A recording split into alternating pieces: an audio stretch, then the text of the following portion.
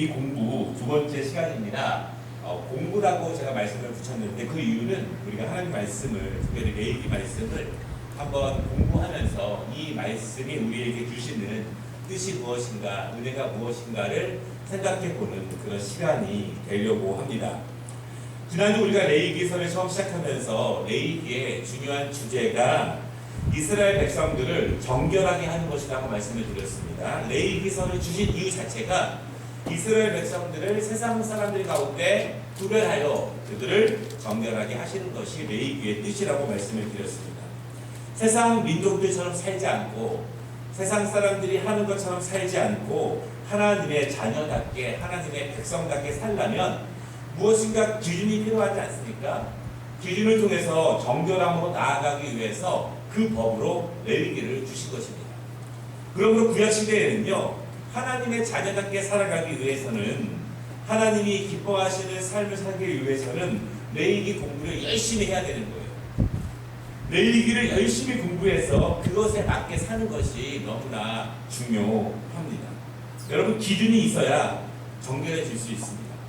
기준이 분명해지지 않으면 사람마다 다 정결에 대해서, 깨끗한 거에 대해서 달라질 수밖에 없는데, 하나님께서는 애굽에서 나온 지 얼마 안 된, 포로로부터 나온 지 얼마 안 된 그들에게 레위기서의 말씀을 주면서 하나님의 백성답게 살려면 이런 기준으로 살아야 돼. 하나님께 예배를 드리려면 이런 기준으로 예배를 드려야 돼. 또 하나님의 백성답게 정결해지려면 이런 기준으로 정결해져야 돼. 이렇게 기준을 정해주신 말씀이 레위기서의 말씀입니다. 우리가 그러므로 이 땅에서 하나님의 백성답게 살기 위해서 레위기서의 말씀을 잘 공부하는 것이 너무나 중요하다라고 하는 거예요. 그런데 여러분, 그렇게 기준을 정해주는 이 레위기서의 말씀인데, 레위기서의 시작이 뭐로 시작하냐면 제사로 시작합니다. 시작이. 세상 사람들과 이방인들과 구별되는 첫 번째 것이 제사, 예배이고, 그 많은 제사 가운데에서 번제가 가장 먼저 나옵니다. 레위기를 시작하자부터 먼저 예배가 나오는 것이고 먼저 제사가 나오는데, 거기에 번제가 제일 먼저 나온다라고 하는 것이죠. 그것이 이스라엘 백성들을 정결하게 하는데, 하나님의 백성답게 하는데 가장 중요한 것이다 라고 하는 것입니다. 마찬가지로 지금도 우리가 하나님의 백성으로서, 하나님의 자녀로서 우리에게 무엇이 제일 중요하냐면 예배가 제일 중요합니다. 온전함으로 드리는 예배, 전심으로 참여하는 예배가 하나님의 백성으로서 기준을 삼는데 가장 중요하다라고 하는 것입니다. 오늘 우리 공부인데요. 첫 번째, 번제가 가장 중요한 이유는 무엇인가? 그 이유는 하나님이 하나님의 백성답게 사는 기준을 정해주시면서 가장 먼저 주신 것이기 때문에 제일 중요한 것입니다. 레위기 말씀을 열자마자 바로 번제가 나왔다는 것은 그만큼 그 번제가 이스라엘 백성들에게 그들이 축복을 받는데, 하나님의 인도하심을 받는데 번제가 가장 중요하다라고 하는 것입니다. 이방 백성들과 구별하는 거예요. 가나안 땅에 가면 수많은 백성들이 있지 않습니까? 수많은 우상들이 있고 수많은 문화들이 있습니다. 그들 중에서 하나님의 백성, 내가 인도하는 나의 백성, 그들을 구별하는 가장 첫 번째가 번제이다라고 하는 것입니다. 두 번째, 오늘 번제가 나오는데 그 번제가 중요한 이유는요, 번제는 짐승을 바치는 건데 그 짐승을 완전히 태워서 바치는 것이 바로 번제입니다. 짐승을 바칠 때 모든 짐승을 완전히 아무것도 없어질 때까지 그렇게 태워서 바치는 제사가 바로 번제이다라고 하는 것입니다. 왜? 가장 첫 번째 구별하기 위해서 주시는 번제, 그 번제인데 왜 그 제물을 다 완전히 태우게 하시는가? 여러분, 그것은요, 제사는 온 마음과 정성을 다해서 드린다는 것을 의미합니다. 나의 나된 것은 완전히 남김없이 태워버리고 그 제물은 남김없이 하나님 앞에 올려드린다, 그것을 의미하는 것입니다. 우리 현대에도 예배가 많이 있지만 정말 중요한 것은 예배를 온전한 마음으로 집중해서 드리는 것이 너무나 중요합니다. 하나님이 그것에 대해서 하나님을 구별하시는 생명을 그 안에 두신다. 그렇게 말씀하십니다.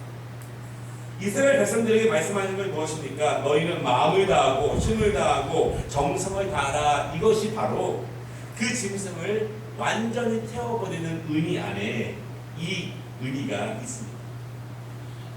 번제가 중요한 이유가 있는데 세 번째는요, 완전히 태우면 그 향기가 한계를 하나님께서 기뻐하신다. 그렇게 말씀하십니다.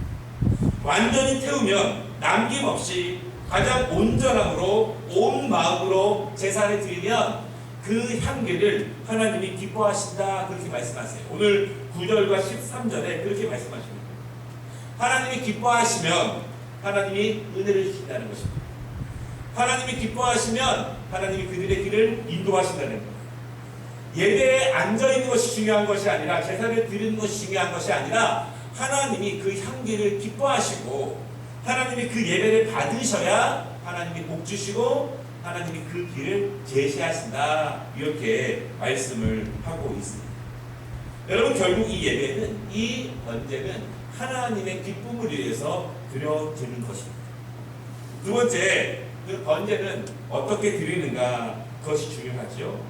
근데 가장 중요한 것은요, 자원하는 마음으로 드리는 것이지 의무적으로 드리는 것이 아닙니다. 우리 학생들 혹시 의무적으로 또 부모님의 성화에 못 이겨서 어쩔 수 없이 예배를 드리지는 않겠죠. 오늘 2절 말씀을 보십시오.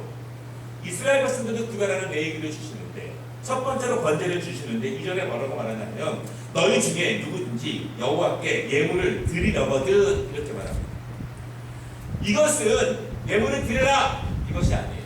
제사를 드려라 이것이 아니라 너희 중에 누구든지 하나님 앞에 예물을 가지고 나와서 제사를 드리려거든 이렇게 말합니다. 이것은 기쁨으로 감사함으로 자원하여 드리려거든 이런 의미가 있는 거예요. 제사를 드리는 의미, 예물을 드리는 의미, 이것은 의무가 아니고 책임이 아니고 하나님께 감사함으로 기쁨으로 자원하여 드리는 번제를 하나님이 받으신다라고 하는 것입니다. 거기에 자원함이 없으면 하나님이 기뻐하시지 않습니다. 여러분, 우리는 이스라엘 백성들이 완전히 포로 생활 가운데서 그들을 구원해 주신 것을 그들은 압니다. 그리고 그들은 하나님의 전능하신 기적들을 목격했습니다. 체험했습니다. 중요한 것은요, 이스라엘 백성들은 지금 광야 생활 가운데 있지 않습니까? 하나님이 10가지 기적으로 그들을 포로 생활 가운데 건지신 것을 압니다.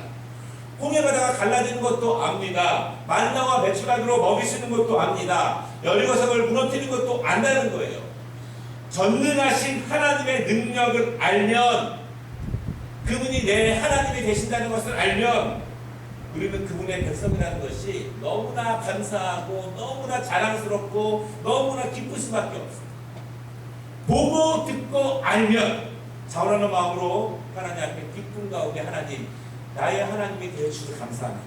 나를 그 전능하신 하나님의 자녀로 인도하시니 감사합니다.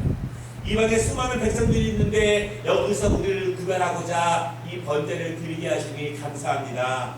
알기 때문에 감사함으로 자원하여 구별하여 이 예배를 드리는 것입니다. 모르면 의무화될 수 있습니다.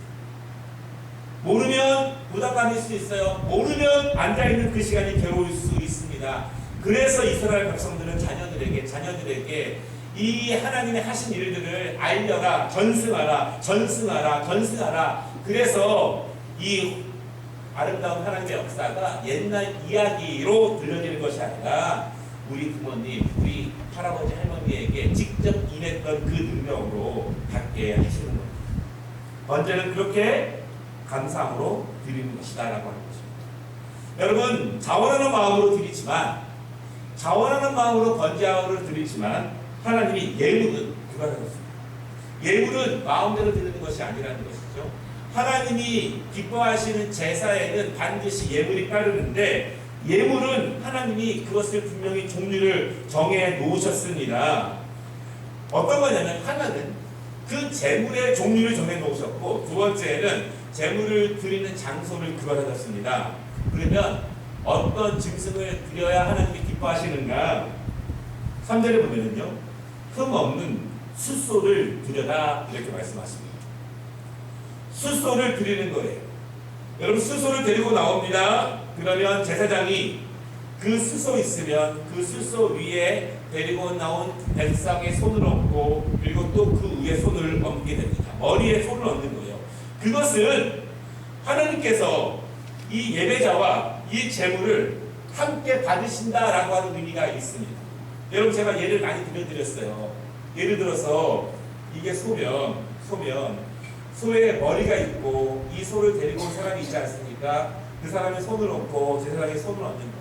그리고 기도하는 하나님, 원래 이 사람이 죄를 지어서 이 사람이 죽어야 되는데 하나님이 말씀하신 대로 이 소를 온전히 드리오니 이 사람의 죄가 이 소에게 전가되게 완전히 가게 해주시는 거예요. 그러면 이 소가 완전히 죽음으로써 이 사람의 죄 용서가 받는 것입니다.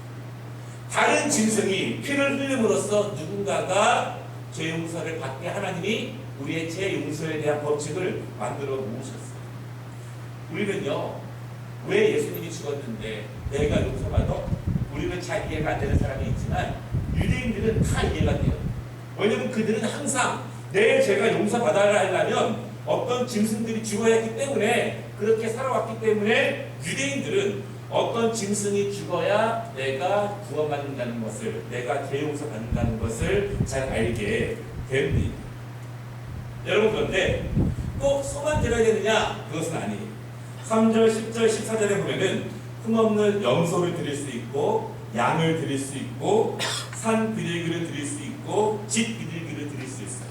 중요한 것은요, 흠이 없는 것을 드려라, 하나님이 그것을 받으신다 이렇게 얘기하고 있습니다. 하나님께서 이렇게 5가지의 짐승을 우리에게 말씀하신 이유가 있는데 첫 번째로는 그 사람의 형편에 맞게 드려라 이것입니다. 수소를 드릴 수 있는 사람은 수소를 드리지만 염소를 드릴 수 있는 사람은 염소를 드리지만 그것을 드릴 수 없는 사람은 산비둘기나 집 비둘기라도 드려라 라고 말합니다. 여러분 그런데 예물을 드리는 것은 반드시 부담스럽습니다. 집 비둘기를 드리는 사람도 부담스러울 수 있어요. 그 형편에는. 그러나 하나님은 그것을 드리라 이렇게 말씀하시는 것입니다. 왜 드리냐면 믿음으로 드리고 하나님이 복 주실 것을 믿음으로 드리고 하나님이 그 길을 인도하실 것을 믿음으로 드리는 거예요. 예물은 믿음으로 드리는 것이 가장 첫 번째 중요합니다. 두 번째는요, 5가지 짐승들을 말씀하셨는데 중요한 것이 있습니다. 여러분 당시에 야생에 얼마나 많은 짐승들이 있겠어요? 그러면 내가 하나님 앞에 제사를 드리려면 밖에 나가서 사냥해서 한 마리 잡아오면 되느냐? 안 돼요. 그거는 흠이 있습니다. 사냥해서 드리는 짐승은 하나님께서 그 사람의 소유물로 받지 않으십니다. 어떤 짐승을 받으시냐면 집에서 어렸을 때부터 잘 가꾸고 생명을 양육하고 흠이 없게 기른 재물을 하나님이 받으시는 거예요. 온순하게 나의 것이 아니라 온순하게 온전하게 잘 길러진 그 짐승을 하나님이 받으신다 이렇게 말합니다. 예물은 사냥해서 그냥 드리는 것이 아니라 처음부터 하나님께 드려주기 위해서 준비된 그 짐승을 하나님이 받으신다.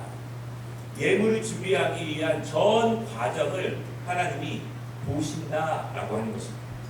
하나님이 그것을 온전하게 태워드릴 때 하나님이 기뻐하신다 그렇게 말씀을 하십니다.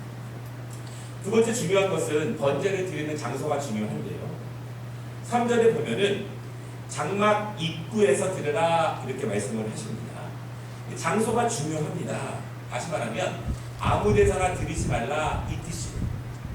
여러분 이스라엘 가나안 땅에 들어와서 나라를 세웠습니다. 그런데 이스라엘 역사 가운데 내내 문제가 되는 것이 무엇이냐면 산당이에요. 산당.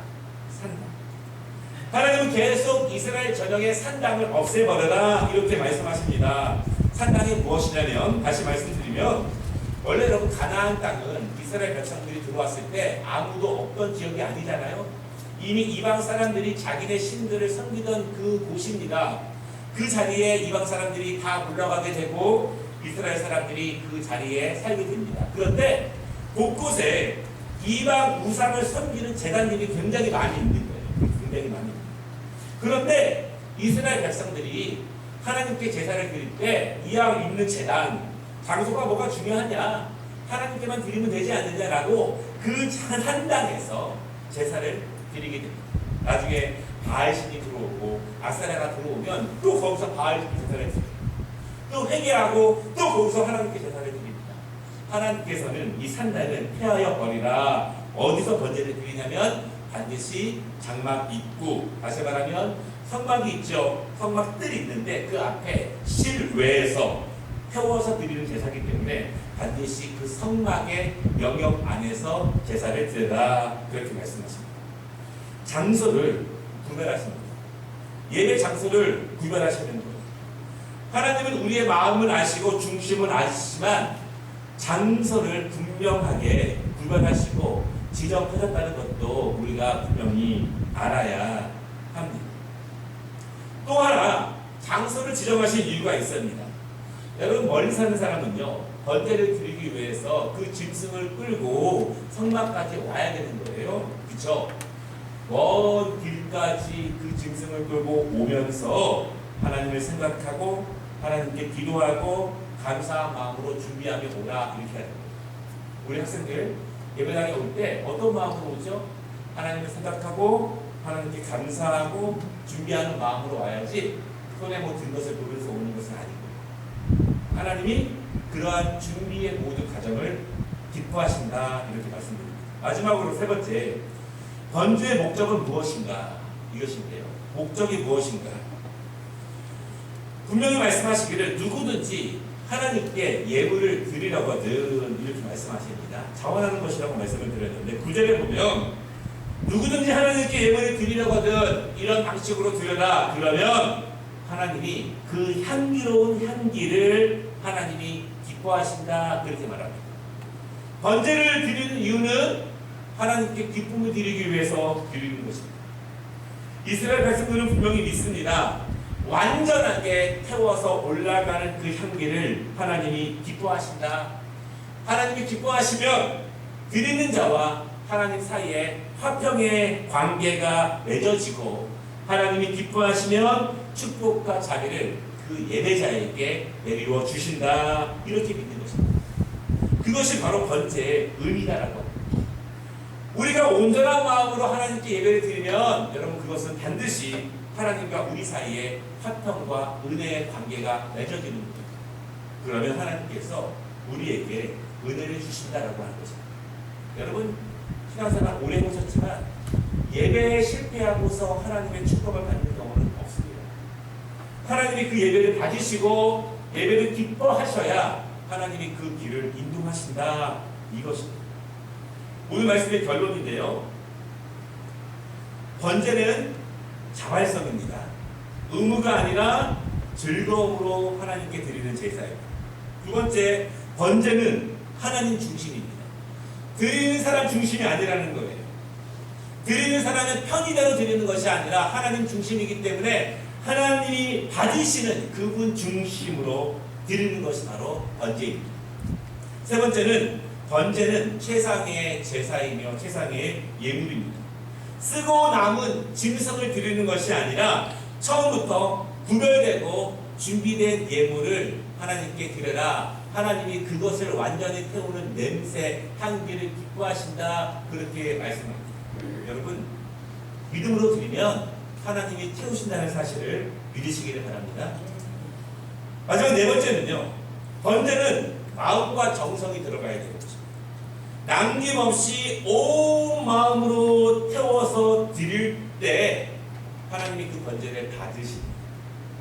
번제는 결국 장막 앞에 와서 태우는 그 시간만 제사가 아니라 그 짐승을 기르고 양육하고 깨끗하게 흠없이 기르는 마음, 그리고 그것을 준비해서 성막까지 이끌어오는 것, 모든 삶을 통해서 하나님께서 기뻐하시는 은혜가 이 안에 있다, 이렇게 말씀을 합니다. 여러분, 지금 우리는 번제를 드리지 않습니다. 그렇지만 하나님이 이스라엘 백성들에게 주신 번제의 의미와 상징과 또 그 뜻은 우리가 잘 구별할 필요가 있습니다. 오늘도 우리의 마음과 힘과 정성을 다해서 하나님께 예배를 드릴 때 하나님이 그 예배를 받으시고 또 우리의 길을 인도하신다는 사실을 여러분 믿으시기를 바랍니다. 그리고 특별히 학생의 헌신 예배를 맞이해서 이러한 은혜가 우리 모든 학생들에게 임하기를 주님의 이름으로 축원합니다.